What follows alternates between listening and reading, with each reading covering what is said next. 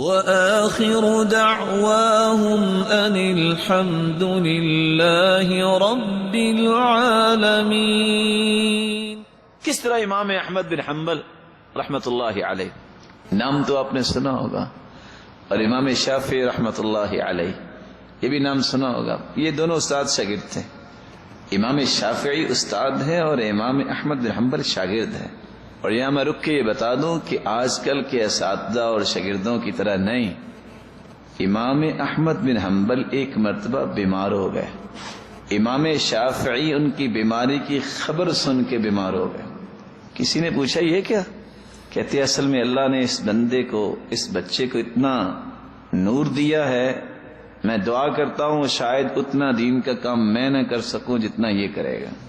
جب امام احمد بن حنبل کو یہ پتا چلا کہ میرے استاد پریشان ہو گئے ہیں میری بیماری کا سن کے، اٹھے اور ان کے پاس گیا، اور ان کو دیکھ کے امام شافعی رحمت اللہ علیہ بھی کھڑے ہو گئے۔ اتنا احترام تھا ان لوگوں میں۔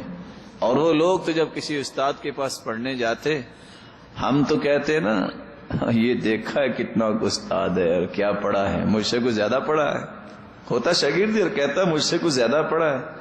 وہ جب جانے لگتے تو دعا کرتے اللہم استر عیب معلمی عنی ولا تذهب برکت علمہ منی، اے اللہ میں جس سے پڑھنے کے لیے سیکھنے کے لیے جا رہا ہوں وہ انسان ہے، اے اللہ اس کی کمی کوتاہیوں پہ پردہ ڈال دے، اس کی کمی کوتاہی مجھے نظر ہی نہ آئے۔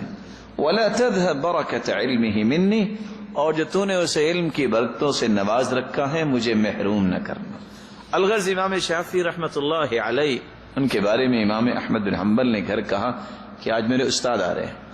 آج بھی عربوں کا یہ مزاج ہے، اس وقت بھی مزاج تھا، خوشی سے کھانا پکایا گیا، کھانا ان کے سامنے رکھ دیا، اور بیٹیوں سے کیا کہا کہ میرے وہ استاد آ رہے ہیں جس کے اندر دو بڑی عمدہ خصوصیات ہیں، ایک تہجد گزار ہے، ایک کھانا بہت تھوڑا کھاتے ہیں۔ ہم تو کمال اس کو سمجھتے نا، وہ کمال کے سمجھتے تھے کھانا بہت تھوڑا کھاتے۔ الغرض کھانا رکھ دیا، معمول سے کچھ کھانا زیادہ کھا لیا، اسی طرح ہی پڑا ہوا ہے، صبح اٹھے تو پانی استعمال ہی نہیں ہوا۔ آپ جانتے ہیں کہ باپ اور استاد سیرت دی ہوتی، پہچان لیتے ہیں کہ اس وقت شاگرد کیا کر رہا ہے، اور باپ بھی اپنی اولاد کو جانتا ہی ہوتا ہے۔ کہ آپ پریشان کیوں ہیں؟ کہا میں نے اپنے گھر میں یہ کہا تھا لیکن جاننا چاہتا ہوں کھانے کے بارے میں اور پانی کے بارے میں۔ تو استاد محترم کہنے لگے اتنا بتاؤ یہ کھانا کس نے پکایا ہے؟ کہا میری بیٹی نے پکایا۔ کہا وہ حافظ قرآن تو نہیں ہے؟ کہا جی اس کا تو معمول ہی یہ ہے کہ ادھر کھانا پکانا شروع کرتی ہے، ادھر قرآن کی تلاوت بھی شروع کر دیتی ہے، کھانا بھی پک جاتا ہے اور 5 پارے منزل بھی مکمل ہو جاتی ہے۔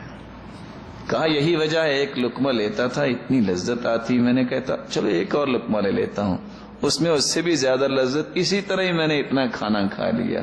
پھر اللہ نے اس کھانے میں برکت کتنی ڈالی۔ یا ابا عمیر ما فعل النغیر، اس حدیث کو میں نے سامنے رکھا اور میں نے 90 مسائل اخذ کیے، اور اسی وضو سے تہجد پڑھی اور اسی وضو سے میں نے صبح کی نماز پڑھی ہے۔ برکت تو آئے گی قرآن سے تعلق جوڑنے سے۔ جو اخبار جہاں، وقت ضیاء، ڈائجسٹ پڑھتے پڑھتے، گانے سنتے سنتے، موسیقی کو ناجائز غذا کہتے کہتے کھانا پکائے گی بیٹی، اس کے کھانے میں کیا برکت آئے گی اور اس کے ہاتھوں میں کون سی برکت آئے گی؟ اللہ کی رحمت اگر لینا چاہتے ہو اس قرآن سے تعلق جوڑو۔ اس قرآن سے تعلق کیا ہے؟ ہر نئے دن کا آغاز سب سے پہلے اللہ کی کلام سے ہو۔ میں نے اتنا حصہ قرآن کا پڑھنا ہے پڑھنا ہے اور پڑھنا ہے، اور صرف پڑھنا نہیں سمجھنا ہے۔ جب تک قرآن کا ترجمہ نہ پڑھیں یہ تبدیلی نہیں لاتا۔ اجر ملتا ہے، ثواب ملتا ہے، لیکن تغیر آتا ہے انسان کے اندر تو قرآن کا ترجمہ پڑھنے سے۔